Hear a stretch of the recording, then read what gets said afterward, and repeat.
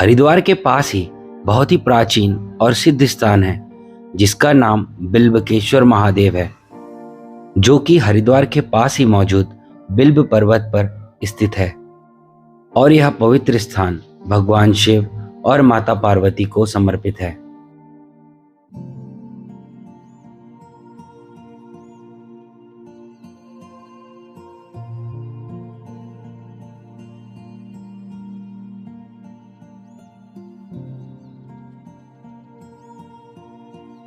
यह वो स्थान है जहां माता पार्वती ने कठोर तप कर पति रूप में कैलाशवासी और कहें तो ओघड़दानी भगवान शिव को पाया था।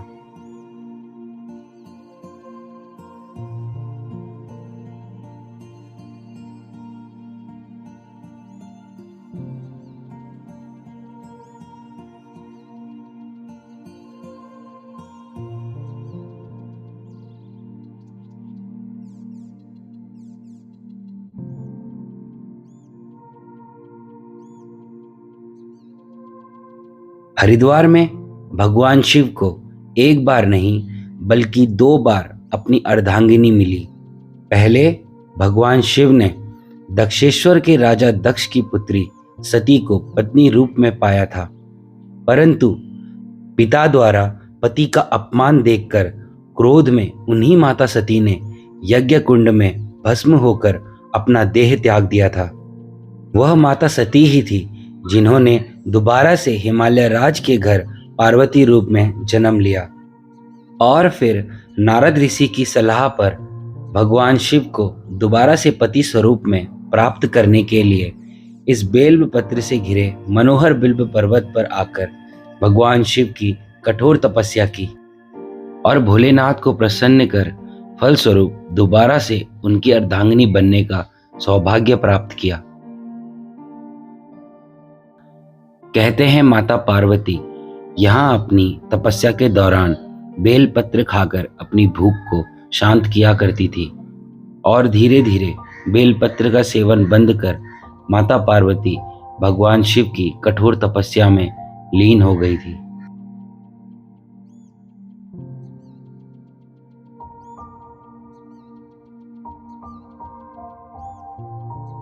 बिल्बकेश्वर महादेव जी के दर्शन करने से पूर्व आपको द्वार में ही नंदी जी के दर्शन करने का सौभाग्य प्राप्त होगा।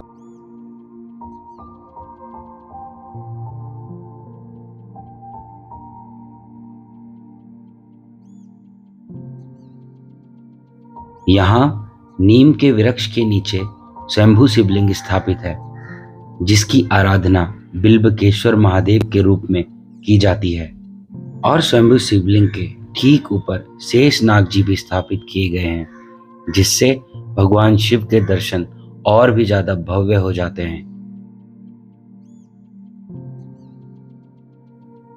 मंदिर के गर्भगृह में भगवान शिव के साथ साथ गणेश जी, कार्तिक जी, देवी भगवती और गंगा जी की भी मूर्ति स्थापित है।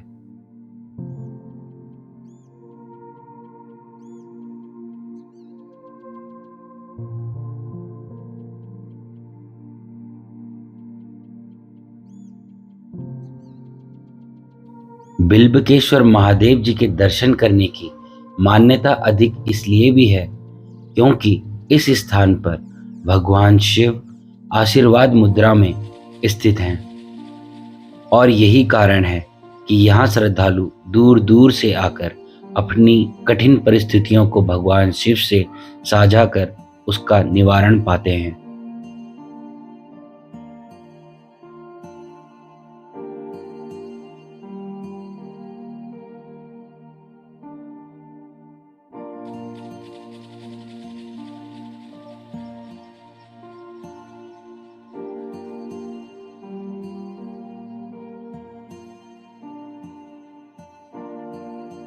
हरिद्वार में इस सिद्ध स्थान में पहुंचना काफी आसान है।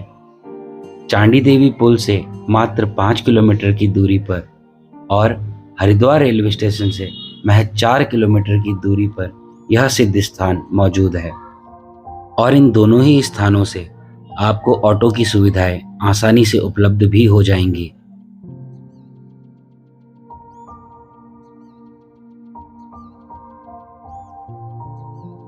बिल्बकेश्वर महादेव के इस धुनी स्थान से बहुत से श्रद्धालु अपने घर के परिजनों के लिए धुनी ले जाते हैं और कई श्रद्धालु तो धुनी का उपयोग छल अथवा नजर से बचने के लिए भी उपयोग में लाते हैं। मंदिर प्रांगण से ही एक मार्ग गौरी कुंड की ओर जाता है और मान्यता है कि तपस्या के दौरान माता पार्वती इसी गौरी कुंड में स्नान किया करती थी और इसी कुंड का पानी पिया करती थी।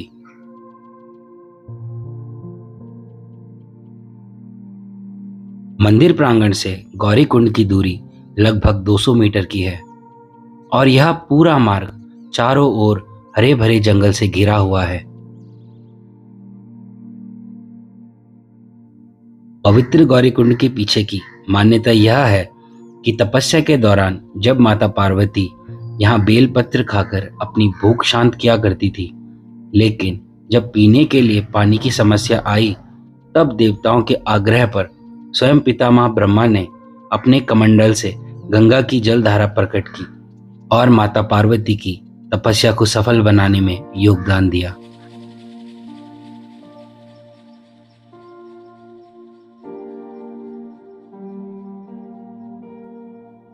समय के साथ साथ गौरी कुंड के इर्द गिर्द काफी परिवर्तन देखा जा सकता है, परंतु इस स्थान की प्रभुता आज भी उतनी है जितनी पहले हुआ करती थी।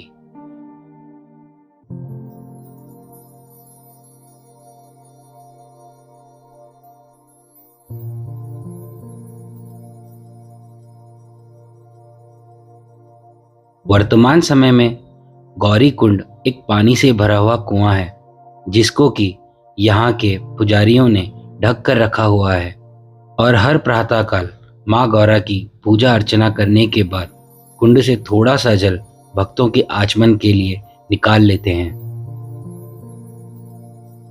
मान्यता है गौरी कुंड के पवित्र जल को ग्रहण करने से मानसिक अथवा शारीरिक रोगों से मुक्ति मिलती है।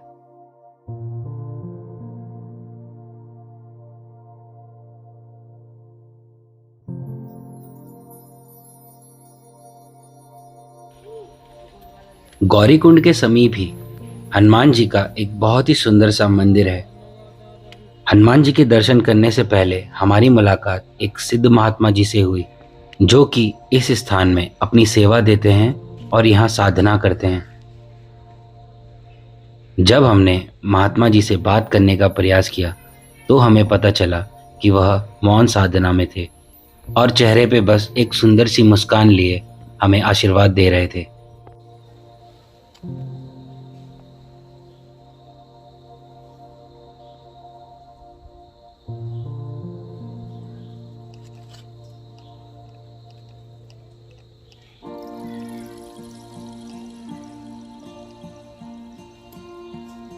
टीका लगाने के बाद प्रसाद स्वरूप महात्मा जी ने हमको शकरकंदी का फल दिया और फिर उनके पास ही मौजूद एक पुस्तक पर कुछ लिखकर हमको आशीर्वाद भी दिया।